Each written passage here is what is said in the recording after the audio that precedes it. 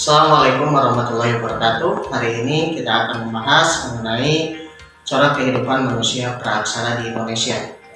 Materi kali ini sangat erat kaitannya dengan materi sebelumnya mengenai jenis-jenis manusia purba yang terdapat di Indonesia. Untuk lebih jelasnya, kita simak video berikut ini. Baik, untuk pertemuan kali ini kita akan membahas tentang corak kehidupan manusia praaksara di Indonesia. Pada materi sebelumnya, kita telah mempelajari tentang jenis-jenis manusia purba yang terdapat di Indonesia.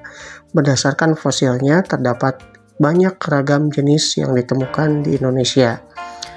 Untuk lebih jelasnya, hari ini kita akan membahas tentang corak kehidupan manusia purba yang terdiri dari 3 pembahasan utama. Yang pertama adalah mengenai pola hunian. Yang kedua mengenai masa berburu, meramu, dan mengumpulkan makanan. Dan yang terakhir, yang ketiga, mengenai sistem kepercayaan yang dianut oleh nenek moyang. Untuk lebih jelasnya, kita akan langsung membahas pada setiap bahasan tersebut. Di bagian pertama, kita membahas mengenai pola hunian. Pola hunian yang dimaksud di sini adalah tempat tinggal. Bagaimana manusia purba memiliki tingkat perbedaan di setiap tingkatannya, dari mulai masa berpindah-pindah, kemudian masa semi menetap, dan yang terakhir adalah masa menetap. Yang pertama adalah masa berpindah-pindah. Masa berpindah-pindah dikenal sebagai masa nomaden. Kehidupan manusia purba pada masa ini amatlah sangat sederhana.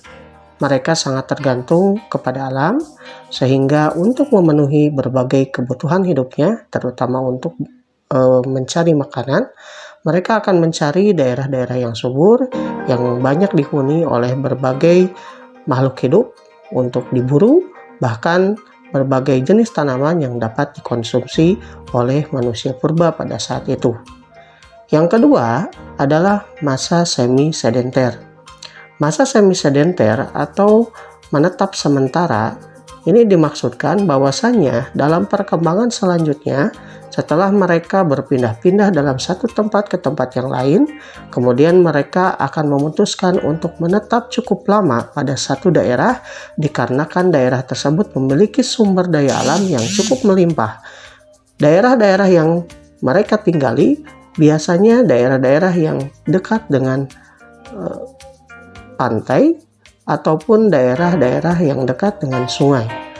Kedua daerah tersebut memungkinkan dihuni oleh berbagai jenis tumbuhan dan makhluk hidup yang dapat dimanfaatkan oleh manusia purba tersebut. Tempat tinggal pada masa semi-sedenter kebanyakan ditemukan di dalam gua dan ceruk yang terdapat di sekitaran pantai. Hasil kebudayaan pada masa tersebut dinamakan Abrisos Roach atau kebudayaan di dalam gua.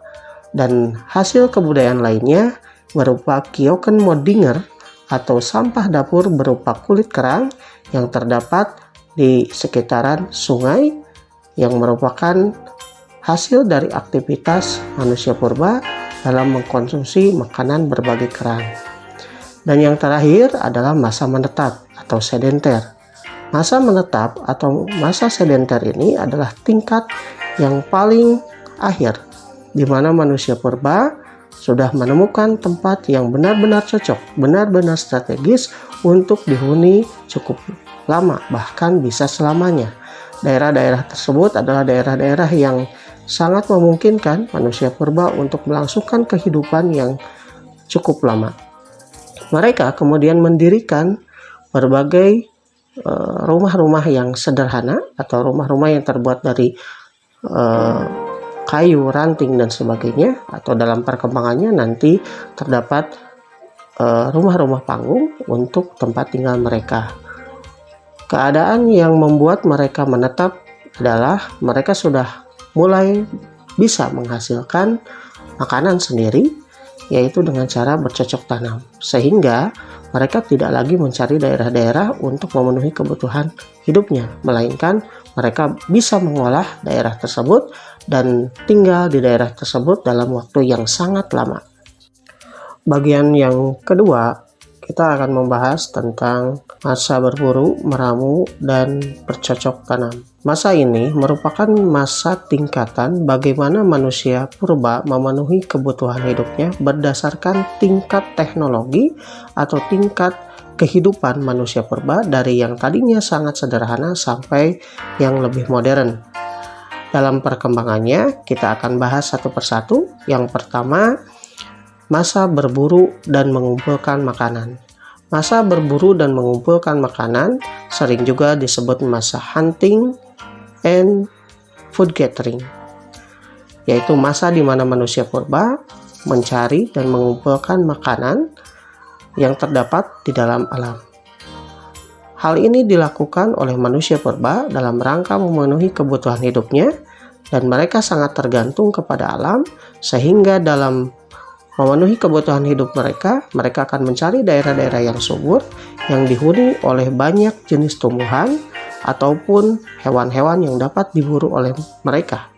Sehingga dalam perkembangan kehidupannya, mereka terus berpindah-pindah, atau dalam hal ini nomaden, seperti yang dibahas pada materi sebelumnya. Yang kedua adalah masa meramu. Masa meramu adalah masa mengumpulkan makanan tingkat lanjut, di mana mereka mulai mengolah berbagai jenis makanan sebelum mereka konsumsi. Mengolah dalam hal ini adalah bagaimana mengubah makanan yang tadinya mentah menjadi sebuah masakan. Meramu di sini adalah mengolah makanan, dan sehingga di sini perkembangan meramu mulai berkembang ketika manusia purba telah menemukan api, sehingga terjadilah pengolahan-pengolahan yang memanfaatkan api tersebut untuk kegiatan memenuhi kebutuhan hidup mereka. Yang terakhir adalah masa bercocok tanam.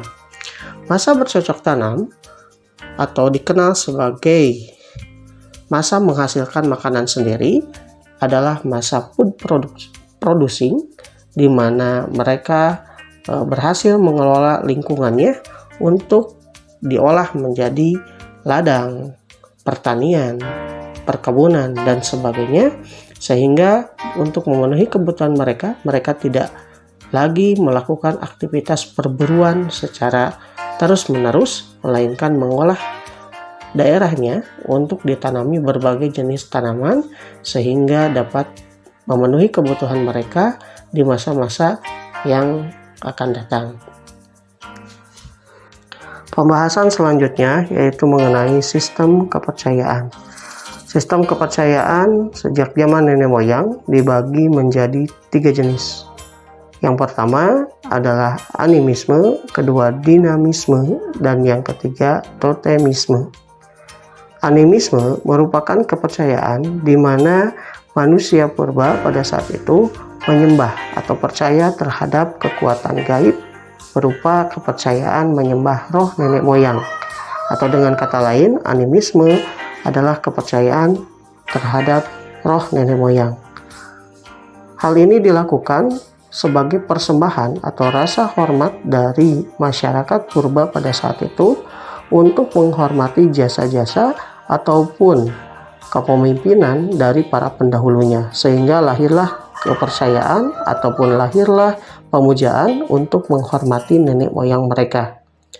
Yang kedua adalah dinamisme.